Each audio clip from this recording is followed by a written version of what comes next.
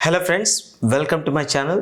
ఈరోజు మనం ఈ వీడియోలో ఎస్ఎస్సి సిజిఎల్ సిహెచ్ఎస్ఎల్కి సంబంధించి మెన్సురేషన్లో ప్రీవియస్ క్వశ్చన్స్ రెండింటిని సాల్వ్ చేద్దాం. ఓకే, ఆ క్వశ్చన్స్ ఏంటంటే ఒకసారి చూడండి. Circumference of a circle is equal to the perimeter of equilateral triangle. If the radius of circle is 7 centimeters, what is the length of the side of equilateral triangle? Okay, ఇక్కడ ఏమొచ్చాడంటే okay circle అలాగే equilateral triangle ఇచ్చాడు. Okay, దీని circumference అన్నాడు. ఒకవేళ దీని radius are అయితే circumference అంటే చుట్టుకొలత. ఓకే, సర్కంఫరెన్స్ ఎంత అవుతుంది? 2πr. ఓకే, అలాగే ఇక్కడ మనకి దీని సైడ్ ఏ అయింది అనుకోండి, దీని పెరిమీటర్ ఏమవుతుంది? 3a అవుతుంది. అంతేనా? పెరిమీటర్ అంటే చుట్టుకొలత. ఇది ఈక్విలేటరల్ సంబాహు త్రిభుజం అంటారు. ఓకే, ఈ రెండు ఎలాగున్నాయని చెప్పారు? ఈక్వల్గా ఉన్నాయని చెప్పారు. అలాగే ఇక్కడ ఆర్ వాల్యూ మనకి ఎంత ఇచ్చాడు ఒకసారి చూడండి. ఆర్ వాల్యూ మనకి ఇచ్చింది ఎంత అంటే 7 ఇచ్చాడు. ఓకే, ఆర్ వాల్యూ ఎంత? 7. సో ఇక్కడ మనం ఆర్ వాల్యూని కనుక పెట్టేస్తే ఎంత అవుతుంది ఒకసారి చూడండి. 2 ఇంటూ పై వాల్యూ అందరికీ తెలిసిందే 22/7 ఇంటూ ఆర్ వాల్యూ ఎంత? 7 ఈక్వల్ టు 3a. ఇక్కడ మనం 7 క్యాన్సిల్ చేసేయచ్చు. ఇక్కడ 20 ఇంటూ 2 22 ఇంటూ 2 ఎంత అవుతుంది? 44 ఈక్వల్ టు ఎంత? 3a. ఈ 3ని ఇటు పక్క తీసుకొస్తే మనకేమవుతుంది? a equal to 44/3 centimetres. Okay, అయితే ఇక్కడ ఏ అనేది ఏంటి చూపిస్తుంది? ఏ అనేది సైడ్ ఆఫ్ ద ఈక్విలేటరల్ ట్రయాంగిలే కదా, అంటే సంబాహు త్రిభుజ భుజమే కదా. దాని వాల్యూ మనకి ఎంత వచ్చింది? 44/3 సెంటీమీటర్స్. ఓకే, సో కాబట్టి వాడు అడిగింది ఇంతకీ ఏంటి? వాడు అడిగింది కూడా ఒక సైడ్ ఆఫ్ ది ఈక్విలేటరల్ ట్రయాంగిలే కదా. Side of the equilateral triangle ఎంత అయితే 44/3 సెంటీమీటర్స్. అయితే ఇది మన ఆప్షన్స్లో ఎక్కడుంది?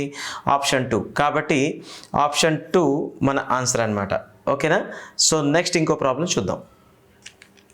Next problem, the ratio of areas of two circles is 4:9. Then the ratio of their circumferences will be. Okay, ఇక్కడ మీకు ఈ ప్రాబ్లం చెప్పే ముందు నేను కొంచెం దీనికి సంబంధించిన ఎక్స్ప్లెనేషన్ చేస్తాను. అదేంటి అంటే 2 సర్కిల్స్ ఉన్నాయి. ఒక సర్కిల్ రేడియస్ r1, ఇంకొక సర్కిల్ రేడియస్ r2. ఓకే, అప్పుడు వీటి రేషియో ఆఫ్ ద రేడియస్ ఎంత అవుతుంది?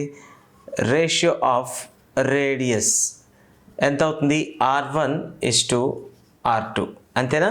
అలాగే రేషియో ఆఫ్ ఏరియాస్ ఎంత అవుతుంది? వీటి ఏరియాస్ ఏంటవుతాయి? మొదటి దానికి πr1² కదా, πr1². రెండో దానికి ఏరియా ఎంత అవుతుంది? πr2². ఓకే, ఇప్పుడు వీటి రేషియో తీసుకుంటే ఆటోమేటిక్గా పై క్యాన్సిల్ అయిపోతుంది కదా. పై క్యాన్సిల్ అయిపోతే మనకి మిగిలేది ఏంటి? r1² r2². ఓకే, అలాగే వీటి పెరిమీటర్స్ రేషియో అంటే సర్కంఫరెన్సెస్ రేషియో లేదా పెరిమీటర్స్ రేషియో. పెరిమీటర్స్ రేషియో ఎంత అవుతుంది? మొదటి దానికి పెరిమీటర్ అంటే సర్కంఫరెన్స్ అంటే వృత్త పరిధి అంటాను తెలుగులో. ఓకే, 2πr1 కదా. అలాగే దీనికి ఏంటి? 2πr2 కదా. వీటికి రేషియో తీసుకుంటాం. వీటి రేషియో ఎంత అవుతుంది? ఆటోమేటిక్గా 2π's క్యాన్సిల్ అవుతాయి. ఏం మిగులుతుంది? r1:r2. క్లియర్? సో మీకు ఇక్కడ ఐడెంటిఫై చేయాల్సినవి కొన్ని ఉన్నాయి. ఏంటి అంటే ratio of the radii of the 2 circles అంటే రెండు సర్కిల్స్కి రేడియస్ల రేషియో r1:r2 అయితే వాటి ఏరియాస్ రేషియో ఎంత అవుతుంది? r1²:r2² అవుతుంది. అలాగే వాటి పెరిమీటర్స్ రేషియో ఎంత అవుతుందంటే r1:r2 అవుతుంది అనమాట. అయితే ఇక్కడ మీరు ఐడెంటిఫై చేయాల్సింది ఏంటంటే రేషియో ఆఫ్ రేడి ఎంత ఉంటుందో అంటే రేషియో ఆఫ్ రేడియస్ ఎంత ఉంటుందో రేషియో ఆఫ్ పెరిమీటర్స్ లేదా సర్కంఫరెన్సెస్ కూడా అంతే ఉంటుంది. అలాగే రేషియో ఆఫ్ ద రేడియస్ కానీ రేషియో ఆఫ్ ద సర్కంఫరెన్స్లు కానీ స్క్వేర్ చేస్తే ఏమొస్తుందంటే రేషియో ఆఫ్ ఏరియాస్ వస్తుంది. ఓకే, అంటే ఇప్పుడు మీకు అర్థమవుతుంది ఏంటంటే రేషియో ఆఫ్ ద పెరిమీటర్స్ తాలూకా స్క్వేర్ ఏంటవుతుంది? రేషియో ఆఫ్ ద ఏరియాస్ అవుతుంది. అదే రేషియో ఆఫ్ ద ఏరియాస్కి స్క్వేర్ రూట్ చేస్తే రేషియో ఆఫ్ ద పెరిమీటర్స్ వస్తుందా లేదా చూడండి. ఇక్కడ R1² అనేది రేషియో ఆఫ్ ఏరియాస్ ఇది. మరి రేషియో ఆఫ్ పెరిమీటర్స్ ఏంటి వచ్చింది మనకి? R1:R2 వచ్చింది. అంటే దాని మీనింగ్ ఏంటి? దీనిని స్క్వేర్ రూట్ అంటే డూప్లికేట్ రేషియో ఇదైందా లేదా? అంటే దీన్ని బట్టి మీకు ఏమర్థం అవ్వాలి? ఎప్పుడైనా సరే రేషియో ఆఫ్ ఏరియాస్ ఇచ్చి రేషియో ఆఫ్ ద పెరిమీటర్స్ అడిగేటప్పుడు సింపుల్గా వాటిలో టర్మ్స్ని ఏం చేస్తే సరిపోతుంది? స్క్వేర్ రూట్లు చేస్తే సరిపోతుంది. అంటే వాటిలో పదాలని స్క్వేర్ రూట్ చేస్తే సరిపోతుంది. సింపుల్. సో కాబట్టి మనకి ఈ రేషియో ఇచ్చాడు, ఈ రేషియో అడిగాడు. ఏం చేయాలి ఇప్పుడు? స్క్వేర్ రూట్ చేస్తే చాలు కదా, స్క్వేర్ రూట్ చేస్తే సరిపోతుంది. సో ఇప్పుడు ఆన్సర్ ఏంటవుతుంది అయితే మనకి? సో ఇక్కడ మనకి ఏంటి ఇచ్చాడు వాడు? ఓకే, రేషియో ఆఫ్ ఏరియాస్ అంటే రేషియో